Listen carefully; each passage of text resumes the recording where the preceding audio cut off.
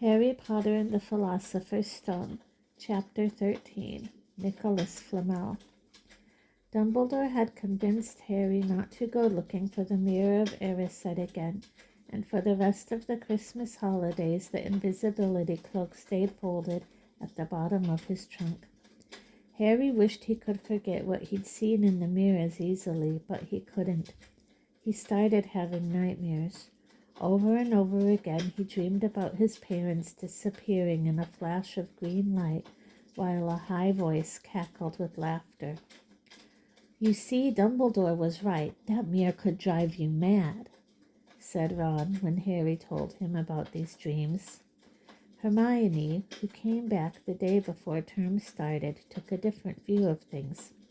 She was torn between horror at the idea of Harry being out of bed, roaming the school 3 nights in a row. If Filch had caught you!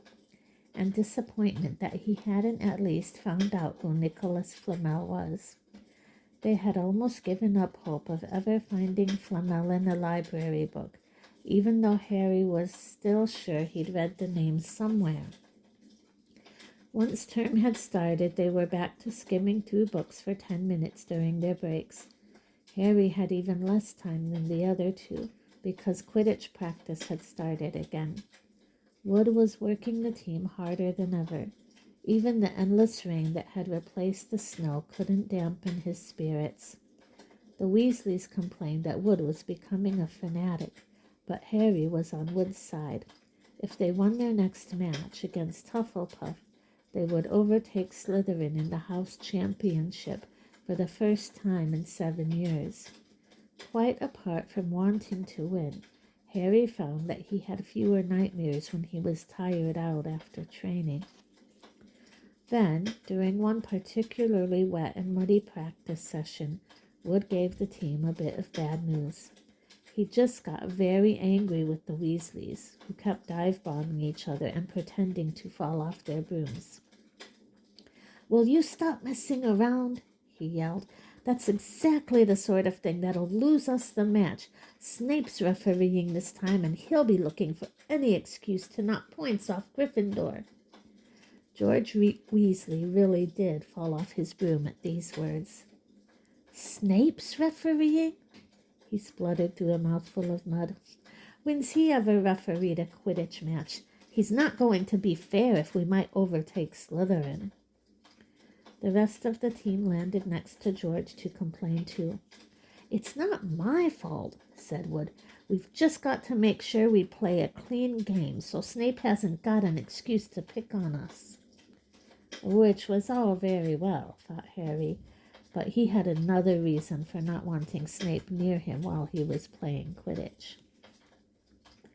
The rest of the team hung back to talk to each other as usual at the end of practice, but Harry headed straight back to the Gryffindor common room where he found Ron and Hermione playing chess. Chess was the only thing Hermione ever lost at, something Harry and Ron thought was very good for her. "Don't talk to me for a moment," said Ron when Harry sat down next to him. "I need to concentrate." He caught sight of Harry's face. "What's the matter with you? You look terrible." Speaking quietly so that no one else would hear, Harry told the other two about Snape's sudden, sinister desire to be a Quidditch referee. "Don't play," said Hermione at once. "Say you're ill," said Ron. "Pretend to break your leg," Hermione suggested. "Really break your leg," said Ron. "I can't," said Harry. "There isn't a reserve seeker. If I back out, Gryffindor can't play at all." At that moment, Neville toppled into the common room. How he had managed to climb through the portrait hole was anyone's guess, because his legs had been stuck together with what they recognized at once as the leg locker curse. He must have had to bunny hop all the way up to Gryffindor Tower. Everyone fell about laughing except Hermione, who leaped up and performed the counter curse. Neville's legs sprang apart, and he got to his feet, trembling. "What happened?" Hermione asked him, leading him over to sit with Harry and Ron. "Malfoy," said Neville shakily. I met him outside the library. He said he'd been looking for someone to practice that on. Go to Professor McGonagall, Hermione urged Neville. Report him. Neville shook his head. I don't want more trouble, he mumbled. You've got to stand up to him, Neville, said Ron. He's used to walking all over people, but that's no reason to lie down in front of him and make it easier. There's no need to tell me I'm not brave enough to be in Gryffindor. Malfoy's already done that, Neville choked. Harry felt in the pocket of his robes and pulled out a chocolate frog, the very last one from the box Hermione had given him for Christmas. He gave it to Neville, who looked as though he might cry. You're worth 12 of Malfoy, Harry said. The Sorting Hat chose you for Gryffindor, didn't it? And where's Malfoy? In stinking Slytherin. Neville's lips twitched in a weak smile as he unwrapped the frog. Thanks, Harry. I think I'll go to bed. Do you want the card? You collect them, don't you? As Neville walked away, Harry looked at the famous wizard card. Dumbledore again, he said. He was the first one I ever... He gasped. He stared at the back of the card. Then he looked up at Ron and Hermione. I found him, he whispered. I found Flamel. I told you I'd read the name somewhere before. I read it on the train coming here. Listen to this. Professor Dumbledore is particularly famous for his defeat of the dark wizard Grindelwald in 1945 for the discovery of the 12 uses of dragon's blood and his work on alchemy with his partner, Nicolas Flamel. Hermione jumped to her feet. She hadn't looked so excited since they'd got back the marks for their very first piece of homework. Stay there, she said, and she sprinted up the stairs to the girls' dormitories. Harry and Ron barely had time to exchange mystified looks before she was dashing back, an enormous old book in her arms. I never thought to look in here, she whispered excitedly. I got this out of the library weeks ago for a bit of light reading. Light, said Ron, but Hermione told him to be quiet until she'd looked something up and started flicking frantically through the pages, muttering to herself. At last she found what she was looking for. I knew it!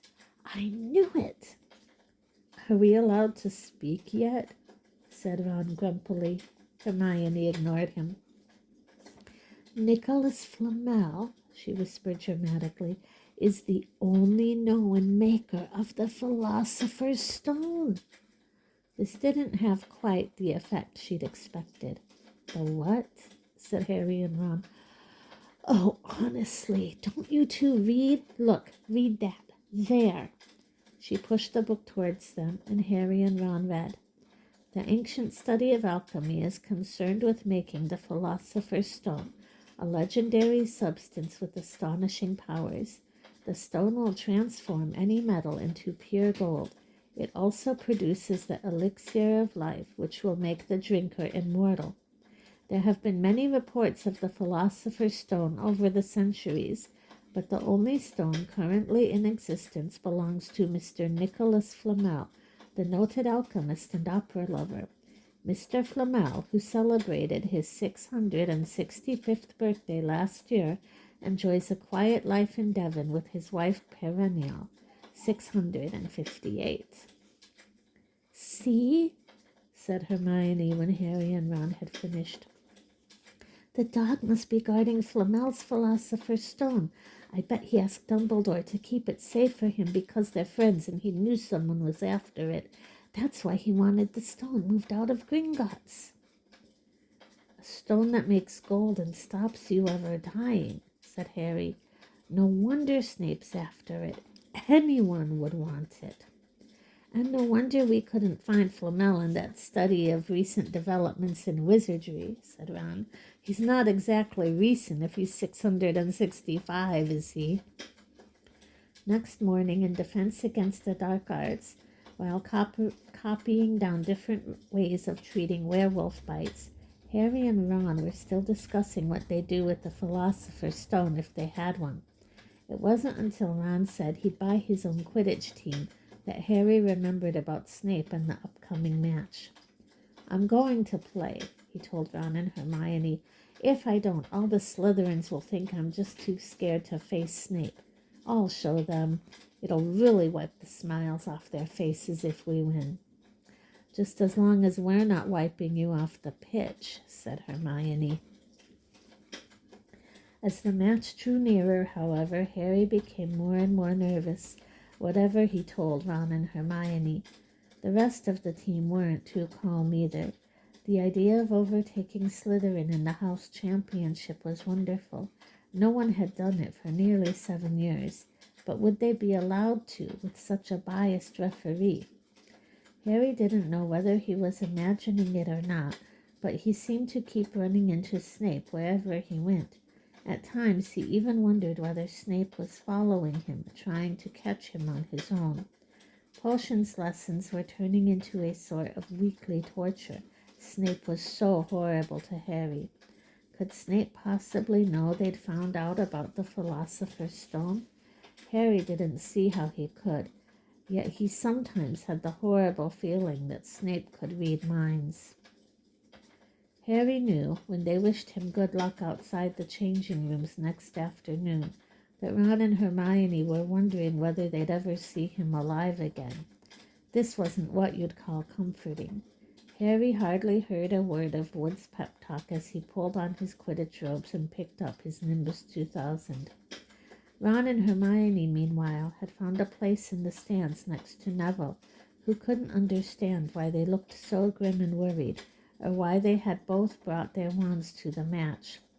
Little did Harry know that Ron and Hermione had been secretly practicing the leglocker curse. They'd got the idea from Malfoy using it on Neville, and were ready to use it on Snape if he showed any sign of wanting to hurt Harry. "Now, don't forget, it's locomotor mortis," Hermione muttered as Ron slipped his wand up his sleeve. "I know," Ron snapped. "Don't nag." Back in the changing room, Wood had taken Harry aside. "Don't want to pressure you, Potter, but if we ever need an early capture of the snitch, it's now. Finish the game before Snape can favor Hufflepuff too much." "The whole school's out there," said Fred Weasley, peering out of the door.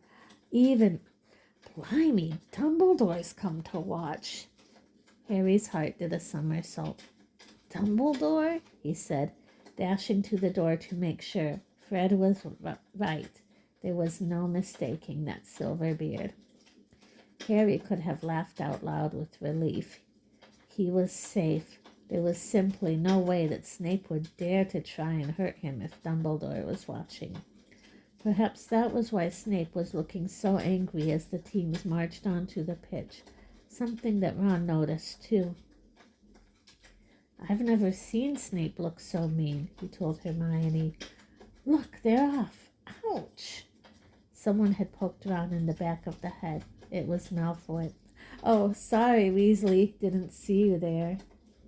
Malfoy grinned broadly at Crabbe and Goyle. "Wonder how long Potter's going to stay on his broom this time. Anyone want to bet? What about you, Weasley?" Ron didn't answer. Snape had just awarded Hufflepuff a penalty because George Weasley had hit a bludger at him. Hermione, who had all her fingers crossed in her lap, was squinting fixedly at Harry, who was circling the game like a hawk, looking for the snitch. "You know how I think they choose people for the Gryffindor team?" said Malfoy loudly a few minutes later, as Snape awarded Hufflepuff another penalty for no reason at all. "It's people they feel sorry for. See, there's Potter, who's got no parents. Then there's the Weasleys, who've got no money. You should be on the team, Longbottom. You've got no brains." Neville went bright red, but turned in his seat to face Malfoy. "I'm worth 12 of you, Malfoy," he stammered. Malfoy, Crabbe, and Goyle howled with laughter, but Ron, still not daring to take his eyes from the game, said, "You tell him, Neville."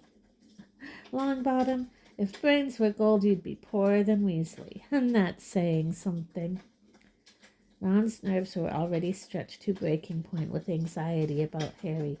"I'm warning you, Malfoy. One more word." "Ron," said Hermione suddenly. "Harry!" "What? Where?"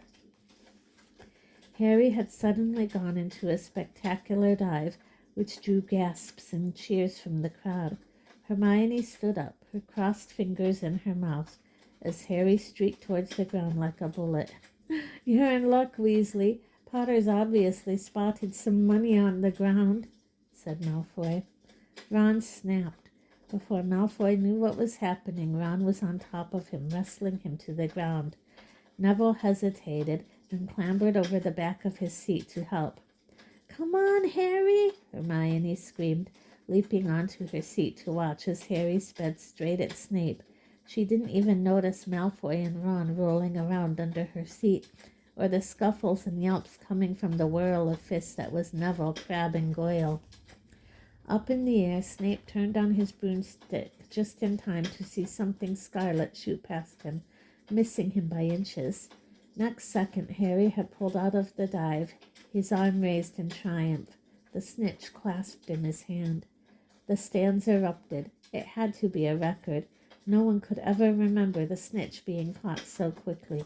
"Ron, where are you? The game's over. Harry's won. We've won. Gryffindor are in the lead," shrieked Hermione, dancing up and down on her seat and hugging Parvati Patil in the row in front. Harry jumped off his broom, a foot from the ground. He couldn't believe it. He'd done it. The game was over. It had barely lasted 5 minutes. As Gryffindors came spilling onto the pitch, he saw Snape land nearby, white-faced and tight-lipped. Then Harry felt a hand on his shoulder and looked up into Dumbledore's smiling face. "Well done," said Dumbledore quietly so that only Harry could hear. "Nice to see you haven't been brooding about that mirror. Been keeping busy. Excellent." Snape spat bitterly on the ground. Harry left the changing room alone some time later to take his Nimbus 2000 back to the broom shed. He couldn't ever remember feeling happier. He'd really done something to be proud of now. No one could say he was just a famous name anymore. The evening air had never smelled so sweet. He walked over the damp grass, reliving the last hour in his head, which was a happy blur. Gryffindors running to lift him onto their shoulders, Ron and Hermione in the distance jumping up and down, Ron cheering through a heavy nosebleed. Harry had reached the shed. He leaned against the wooden door and looked up at Hogwarts with its windows glowing red in the setting sun. Gryffindor in the lead. He'd done it. He'd shown Snape. And speaking of Snape, a hooded figure came swiftly down the front steps of the castle. Clearly not wanting to be seen, it walked as fast as possible towards the Forbidden Forest. Harry's victory faded from his mind as he watched. He recognized the figure's prowling walk. Snape sneaking into the forest while everyone else was at dinner. What was going on? Harry jumped back on his Nimbus 2000 and took off. Gliding silently over the castle, he saw Snape enter the forest at a run. He followed. The trees were so thick he couldn't see where Snape had gone. He flew in circles, lower and lower, brushing the top branches of trees until he heard voices. He glided towards them and landed noiselessly in a towering beech tree. He climbed carefully along one of the branches, holding tight to his broomstick, trying to see through the leaves. Below, in a shadowy clearing, stood Snape, but he wasn't alone. Quirrell was there too. Harry couldn't make out the look on his face, but he was stuttering worse than ever. Harry strained to catch what they were saying. "Don't know why you wanted to meet here of all places, Severus." "Oh, I thought we'd keep this private," said Snape, his voice icy. "Students aren't supposed to know about the Philosopher's Stone after all." Harry leaned forward. Quirrell was mumbling something. Snape interrupted him. "Have you found out how to get past that beast of Hagrid's yet?" But Severus, "You don't want me as your enemy, Quirrell," said Snape, taking a step towards him. I just don't know what you... You know perfectly well what I mean. An owl hooted loudly, and Harry nearly fell out of the tree. He steadied himself in time to hear Snape say, Your little bit of hocus pocus. I'm waiting. But I don't... Very well. Snape cut in. We'll have another little chat soon, when you've had time to think things over and decided where your loyalties lie. He threw his cloak over his head and strode out of the clearing. It was almost dark now, but Harry could see Quirrell standing quite still, as though he was petrified. Harry, where have you been? Hermione squeaked. We won, you won, we won, shouted Ron, thumping Harry on the back. And I gave Malfoy a black eye, and Neville tried to take on Crabbe and Goyle single-handed. He's still out cold, but Madame Pomfrey says he'll be all right. Talk about showing Slytherin. Everyone's waiting for you in the common room. We're having a party. Fred and George stole some cakes and stuff from the kitchens. Never mind that now, said Harry breathlessly. Let's find an empty room. You wait till you hear about this. He made sure Peeves wasn't inside before shutting the door behind them. Then he told them what he'd seen and heard. So we were right. It is the Philosopher's Stone, and Snape's trying to force Quirrell to help him get it. He asked if he knew how to get past Fluffy, and he said something about Quirrell's hocus pocus. I reckon there are other things guarding the stone apart from Fluffy. Loads of enchantments, probably, and Quirrell would have done some anti-dark arts spell which Snape needs to break through. So you mean the stone's only as safe as long as Quirrell stands up to Snape? Said Hermione in alarm. It'll be gone by next Tuesday, said Ron.